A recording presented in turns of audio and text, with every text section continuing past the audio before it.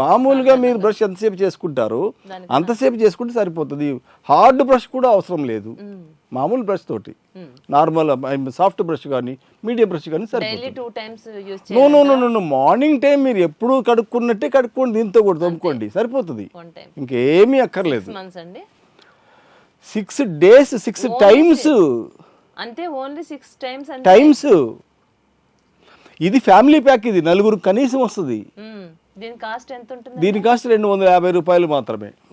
నలుగురు 5గురికి వస్తుంది, 25 grams ఉంటుంది అది. దీనివల్ల మాకు పెద్ద బెనిఫిట్ ఏమీ రాదు, బెనిఫిట్ కోసం చేయటం లేదు. మనము తయారు చేసిన ప్రోడక్ట్ ప్రజలకు ఉపయోగపడాలి. మనకి దీంట్లో ఎట్లా యూజ్ చేయాలి ఏంటి అన్నది కూడా దాని లిటరేచర్ ఉంటుంది. ఎన్నిసార్లు వాడాలి, ఎన్ని రోజులు వాడచ్చు, ఆ తర్వాత వాడాలా లేదా, చిన్నపిల్లలకు వాడుకోవచ్చు. అది మరీ చిన్న బుడ్డోళ్ళకి అప్పుడే పళ్ళు వచ్చిన వాళ్ళకి అయితే తోమాల్సిన పనే ఉండదు. కొంతమంది పిల్లలకి చిన్న పిల్లలకి ఇన్ఫాంట్స్ కూడా తోముతుంటారు. అట్లా కాకుండా 6 ఏళ్ళు 7 ఏళ్ళు 10 ఏళ్ళు వాళ్ళు కొంచెం ఇదై ఉంటాయి, కొంచెం వాళ్ళంతటా వాళ్ళు ఎవరైతే బ్రష్ చేసుకునే వస్తారో ఆ ఏజ్ నుంచి స్టార్ట్ చేసుకోవచ్చు. 5-6 సార్లే, ఎక్కువ కూడా అవసరం లేదు.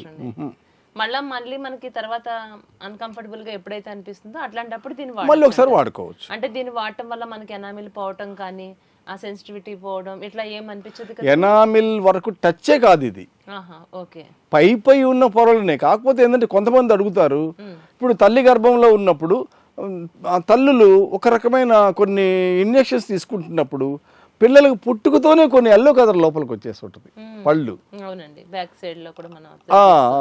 అట్లాగే కొంతమంది బాగా గుట్కాలు తిని పళ్ళ లోపలికి ఇంకిపోయి ఉంటుంది.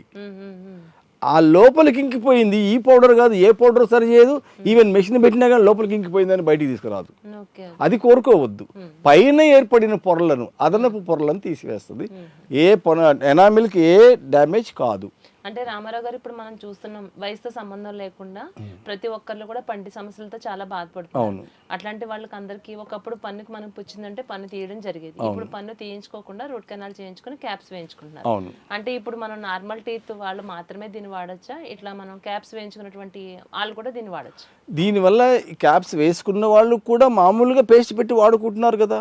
ఇదే కనుక కెమికల్ ప్రోడక్ట్ అయ్యి ఉంటే క్యాప్స్ వేసుకున్న వాళ్ళు వాడొద్దు అని చెబుతాం. ఇది హెర్బల్ ప్రోడక్ట్ కాబట్టి వాళ్ళు కూడా వాడుకోవచ్చు. దంతాలు కట్టించుకున్న వాళ్ళు 1-2 దంతాలు పోతే కట్టించుకుంటారు కదా, వాళ్ళు కూడా వాడుకోవచ్చు. క్యాప్స్ వేయించుకున్న వాళ్ళు వాడుకోవచ్చు. కాకపోతే పళ్ళు తెల్లగా ఉన్న వాళ్ళు వాడుకోవాల్సిన అవసరం లేదు.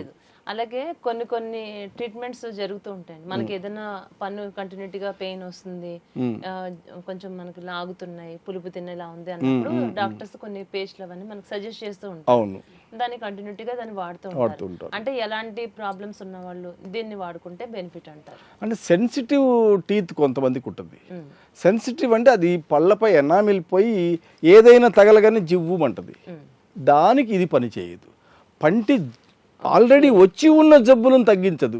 పంటికి రంధ్రం పడింది, ఆ రంధ్రాన్ని తగ్గిస్తుందా? అట్లా కాదు. అవన్నీ నేను అబద్ధాలు చెప్పలేను.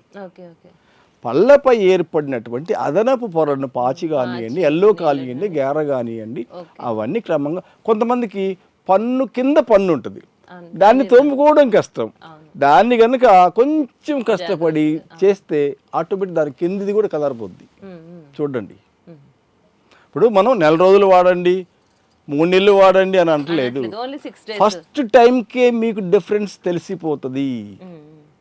ఒక ఆయనకి ఇచ్చాం మేము, 4 రోజుల తర్వాత కనపడి ఏమండి ఎట్లా ఉందంటే మళ్ళీ వచ్చిందిగా అన్నాడు. మళ్ళీ వచ్చిందిగా ఏంటి అంటే మీరు పంటి మీద జాగ్రత్త తీసుకోవడం లేదు, తోముకోవడంలో ఏది పడితే తింటుంటే సరిగ్గా పళ్ళు తోమట్లేదు. నీకు ఫస్ట్ పోయింది 5-6 సార్లకే, మళ్ళీ 1 నెల తర్వాత 2 నెలల తర్వాత కనపడి అవి అడిగితే మళ్ళీ వచ్చిందని మీరు దృష్టి పెట్టట్లా పంటి శుభ్రత మీద. అంటే ఒకసారి మనకి డ్యామేజ్ తొలగిపోయిన తర్వాత మనం జాగ్రత్త వహించకపోతే ఎట్లా? ఓహో మళ్ళీ అట్లా అవుతుంది అంటే పొడి ఉంది కదా, తోముకుంటా అంటే తోముకోండి.